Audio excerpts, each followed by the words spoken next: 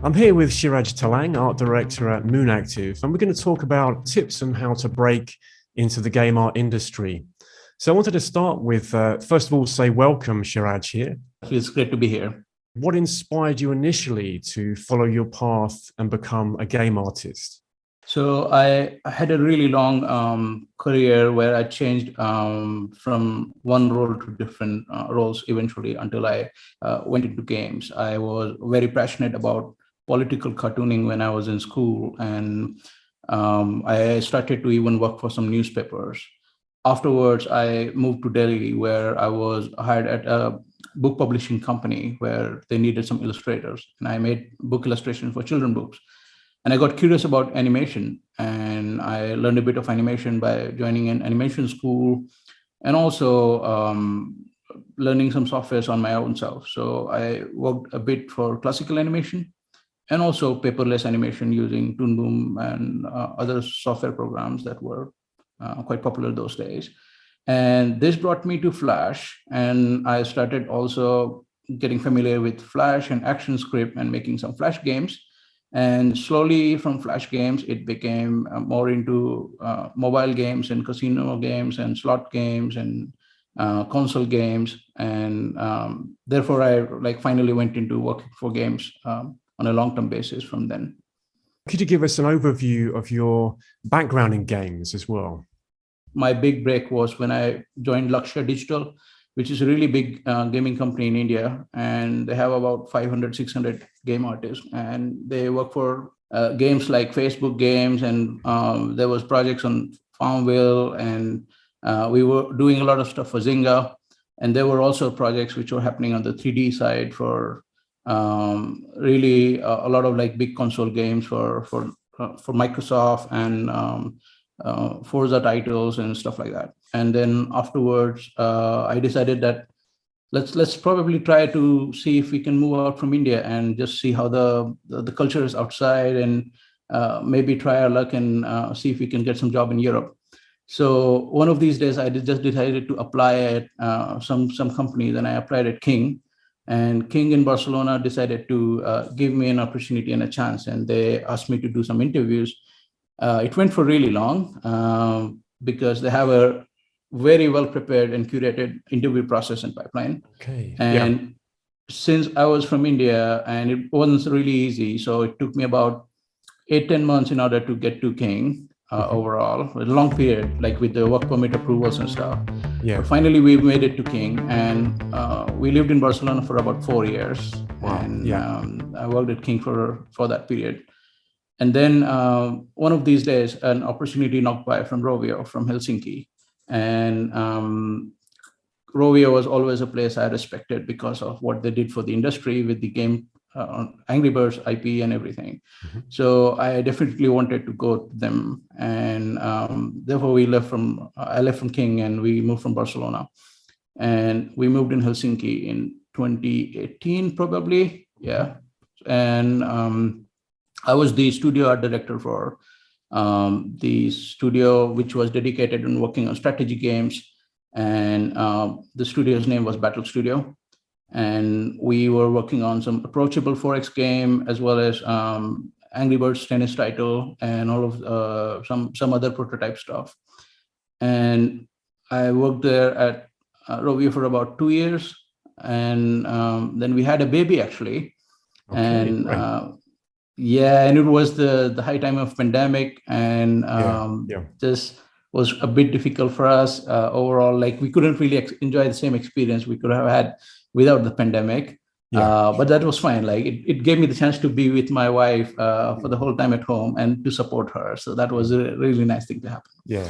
Once the baby happened, we thought, how would it be if we come down back to our country and be with our family and remotely work from here? Like, just after the pandemic, the culture was changing a lot worldwide. Like, so many people and so many colleagues from Rovio were coming back to their own country, like in Spain and France, and working from there. Oh, okay. And and a lot of companies were opening up with this flexible model that, we support remote work, and you could work from anywhere, kind of like thing. So we thought maybe this could be a new trend, and I could be an artist sitting from anywhere and work for someone. And between all of this, Moon Active was a game company I was always respecting and following for the great amount of art culture they have with the brilliant set of people. And the game Coin Master was also one of the game I was very hooked to during the pandemic, and me and my wife and some friends from Helsinki kept playing it. So Moon Active was always in my radar, and I decided, like, how would it work if we decide to come back to India and work with Moon Active? So the discussions happened, and Moon Active decided to hire me, and we mentioned that we would like to come back to India and work from there. And we all agreed. And in March, April, I came back here and I joined Moon Active. It's been about 6-7 months for me now. And it's fantastic to work from here. Like, we have our house here it's not such a big city in India. It's like a capital of a state, but not as huge as metro cities like Delhi or Bombay.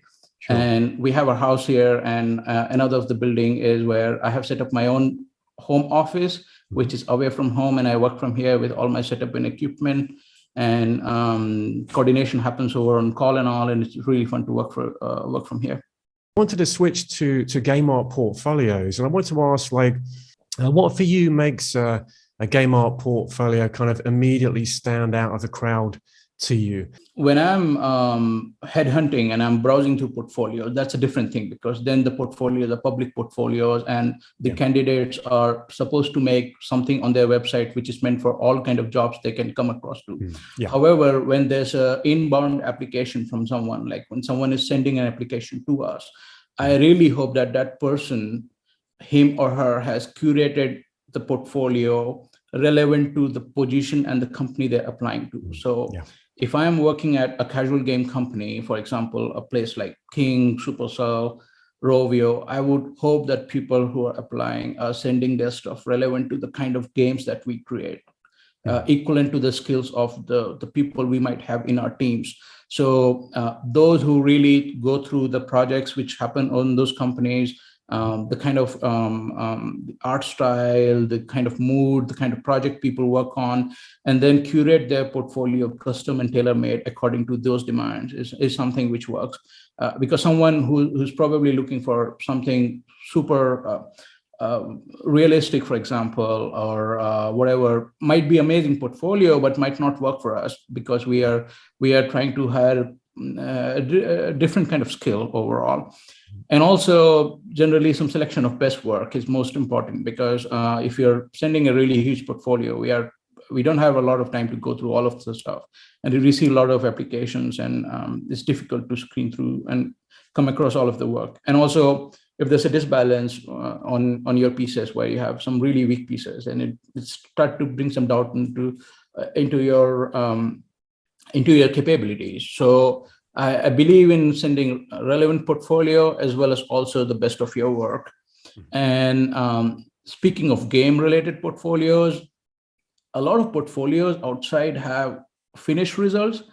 However, in many of, and it could be a personal choice, like there could be a different art director who prefers something else.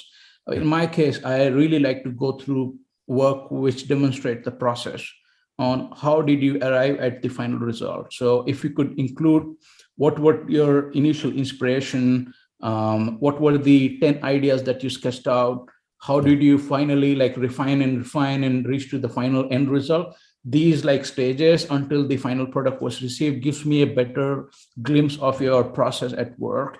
And it's very important, because the end result could even be something because of a collaboration of many different people, and you cannot know what exactly did you contribute to in that result. It could be also because of the model which someone else made, the coloring which someone else did, the art direction with an art director or paint over who did.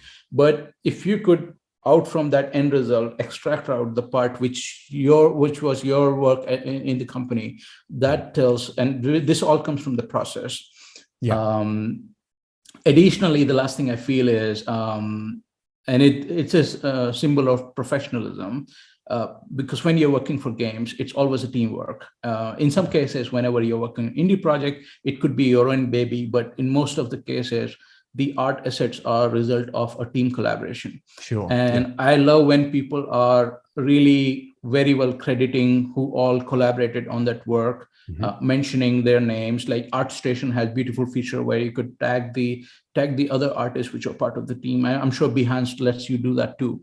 And when you have portfolios on such website, I really like when someone is not entirely stealing away the credit of everyone and just putting the stuff in there, and it's difficult to spot what did you do, and instead they're crediting on the other people and what they did on that stuff.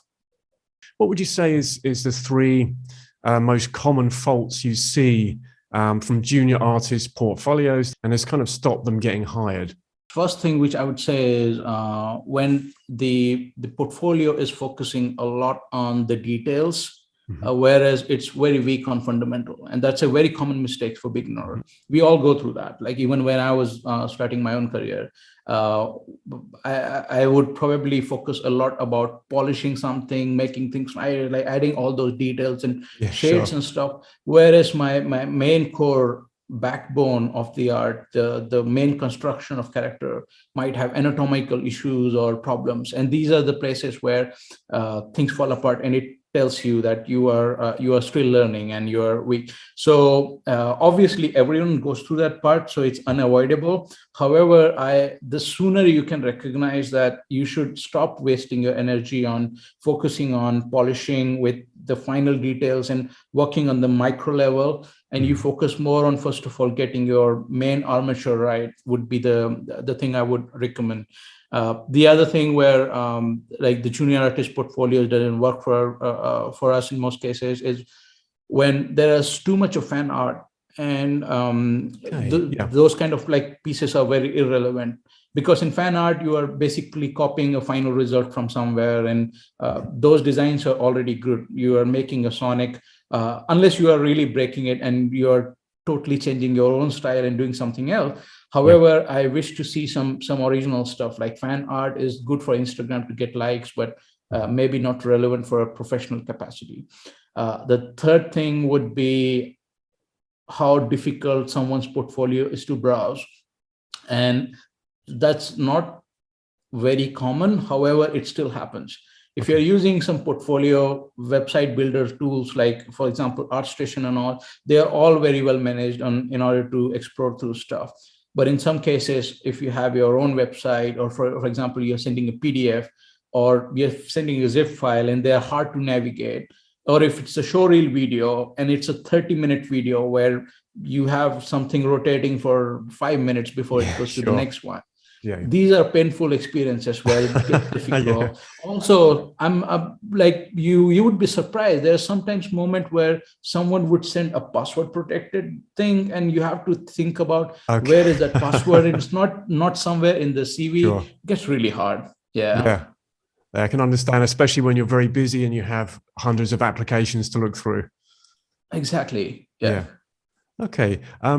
I was wondering as well, like looking at your artwork, I really love the energy to your work and the kind of vitality to it. And I know myself, being an artist, it can be difficult to sustain that, like on long periods of time. So I wanted to know, do you have any exercises, drawing exercises that have helped you keep and develop your work and keep it fresh?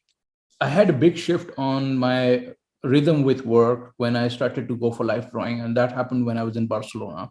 So because Barcelona is a great hub for artists to go for life drawings, and so many organizers, lots of sessions. And once I started to go there, I had a very big shift from how much of energy was there in my drawings, like studying a model and then trying to read that pose and being really quick with them. So it broke from my process. And sometimes it would be a gesture drawing of 1 minute and you would only try to capture the main pose. So all of that started to give me the information into my brain, which even I wasn't consciously learning, but my brain on the backside was learning and observing on trying to capture the most important, crucial info on any design so that your work can remain flexible and fluid. So I think life drawing is quite a lot helpful. Also, I've followed Steven Silver a lot, really popular character designer you might know from US. Yes, I've And heard of his he name. Yeah. emphasizes on the aspect of story and how important it is compared to another other details like the gesture or a costume and stuff like that. And the moment you start to think from this perspective of story and draw your art, then it breathes in another kind of like a new life to your work.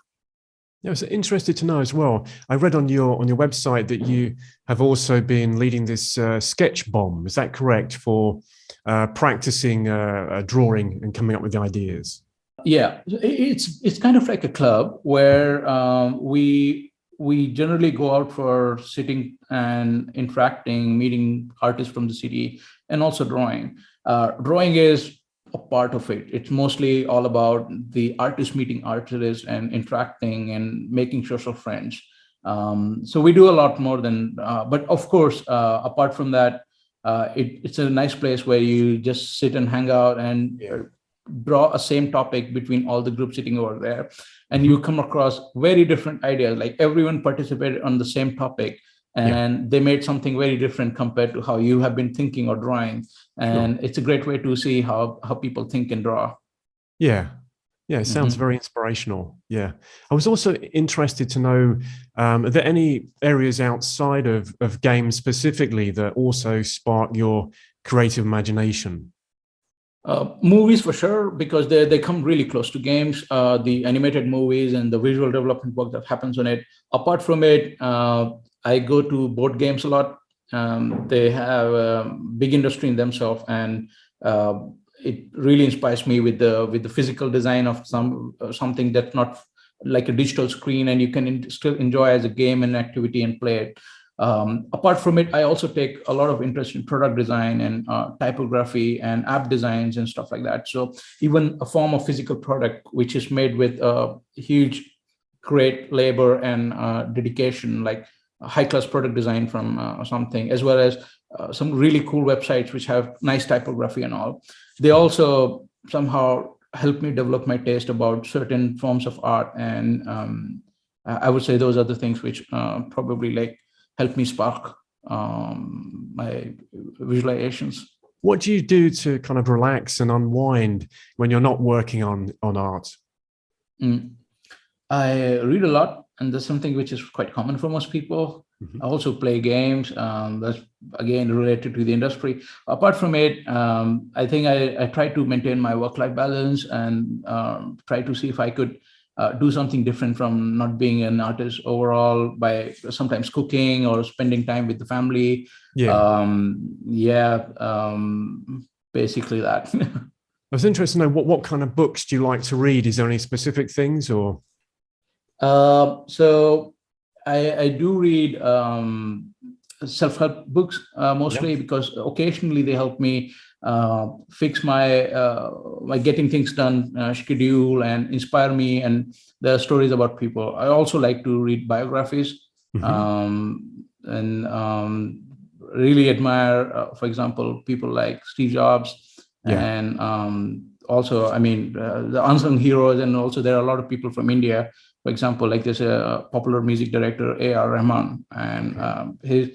his way of looking at life really inspires me. So people like him. Mhm. I was thinking because you've lived in several countries and worked as an art director there, how do you feel that living abroad has changed you as both an artist and a person?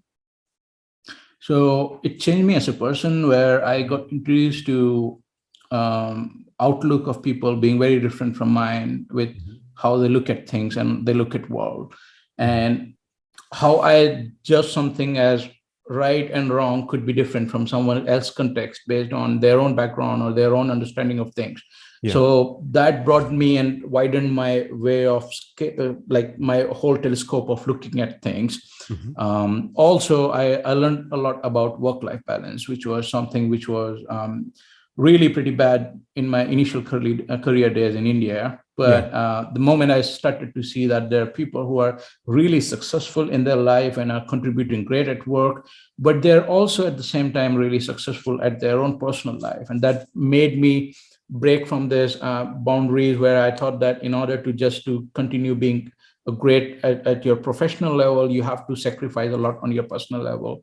So it changed a lot, and I started to respect work-life balance also after I went out from India. Apart from it, when I was in India, most of my jobs were around services, because we are generally like a market for providing outsourcing work to companies outside. So it was very service driven. And the moment I went out from here and I worked on to product companies, the mindset changed and it was more about product. So you understood how things have to be thought from the perspective of making the right product compared to delivering good services. And that also helped me do my art in a different way. What advice would you give someone who has kind of seen the perfect job and they feel they have the right skills to apply for it in game art, and they're kind of unsure about whether to take the leap from family and friends? What advice would you give them? Obviously, if someone is bound by any family dependencies, that's a very different context. And since I have now started to respect things outside of work, someone who has some liabilities cannot do that. However, in other cases, I really encourage people, and also to my friend circle from here, to try and give this a chance, where they could maybe relook at their life and see, can I go outside for about 5-6 years just to taste things and see how things work? Because it really broadens your perspective when you go outside, and your way of thinking and looking at life and behaving, and it makes you a better person. So it's a big trade-off compared to some time without your family and friends. And I really encourage people to do that if they could. Yeah, excellent. I completely agree as well. From my experience, also from moving from UK to Finland, and I've been here now 16 years. I never regret any minute of it. So it's the best decision I ever made. So. Absolutely. And also, I'm sure you might agree as well. It also teaches you on how to break from your comfort zone, because you are going to a new place, and it's like a totally new slate for you. You have to figure out how supermarket work, to how to get your grocery, to whatever, and you change and there are new challenges posed to you on how to live. So that breaks your way of how you are comfortable in your certain way. And it really helps you to be more courageous, maybe. Do you have any last words of wisdom for kind of passionate artists who want to get their first break in games industry? There are some friends of mine who are working from other industries, like from animation or illustration, and they do mention sometimes that they want to get into games. And the first question I ask is, do you play games, and do you admire games? Because that's something that is most important. You cannot work in this industry without being a passionate gamer for yourself. Obviously, there are many people who manage to do that, but it definitely helps if you are curious and passionate and being a gamer yourself. And that's okay if someone is not playing games, but if they want to get into games, I highly recommend them to play games, so that they can even distinguish and identify what kind of game track they want to go to. Like, are they getting interested into story-based games, or is it more about like a real casual game that appeals to them, or else like indie games? And then they should start curating their portfolio according to the kind of games that they like to work on. And then start really developing your portfolio pieces, because there are a lot of people who are making character designs in general, still want to work for games. I tell them that, character designer is great, like being but in order to suit your work for games, you have to even make your portfolio come across that it's functional for games, and making your pieces according to the genre of games you're going to make your art for. Well, I want to say a big thank you, Kshiraj, for joining us on the podcast today and sharing the words of wisdom. I'm sure it's going to help a lot of artists out there. Thanks a lot, Nicholas. It was great to be here. Subscribe for more tips on how to create a winning game art portfolio.